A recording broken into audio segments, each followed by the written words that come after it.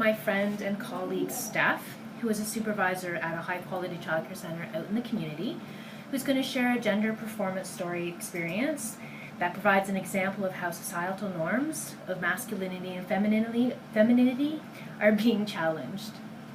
Thanks, Steph. Hello, everyone. So, for one of the things that I was thinking about, I did write a couple notes, so I will look at my laptop as I speak to you. In classrooms, you typically see children performing gender through their play. A few years ago, we had a child who was within our center, and this child was with us from the age of 2 to the age of 4. At around the age of 3, we noticed this little person was drawn to the dramatic center, as well as specifically the dresses and high-heeled shoes. Through that, the educator actually started to bring books, puzzles, loose parts, all kinds of different things into the classroom instead of gender-specific toys. And what she did was engage in conversations that were not gender specific. So sitting at the lunch table or anything like through a natural transition, that boys don't have to do specific things and girls don't have to do specific things. What we began to see is that the children would express themselves through all areas of the classroom. One of the other pieces to this story is conversations with the family and how important it was to let them know that they were supported. Was that difficult, Steph, having a conversation with the families? It wasn't difficult. It would have been difficult had we not done some information, research, and training before that. So we as a team came together, we as all the educators came together.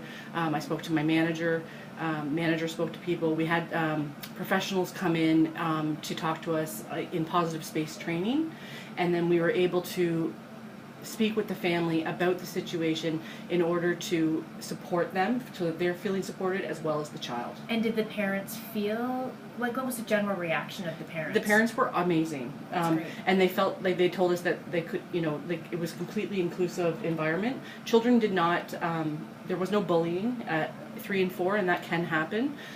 They totally accepted him as dressing up in dresses. And when asked by one of his peers, why do you wear the dress? And he said, because I like the way it looks when I twirl, and I like the sounds of the shoes. And so then other children started to experience and try on different clothes, so playing other roles, which was great to see. The other question you had another question for me. I did, and it was related to whether or not families, or whether or not the performances were accepted or rejected. Yeah.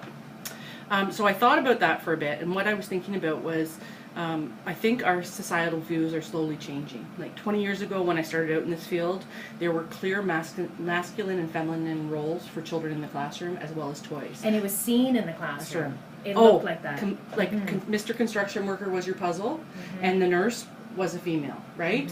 But I feel like we're on a cusp of a lot of change. The pedagogy today is starting to entwine inclusivity and accountability into classrooms.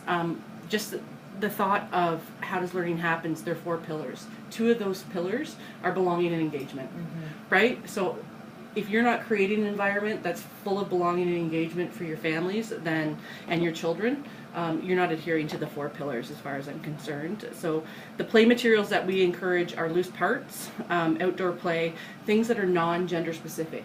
Any child can have a role in those environments. So you've removed the gender-specific masculinity all the and femininity piece. There's no pink, there's no blue, there's none of those identifiers that we typically used to see a few years ago.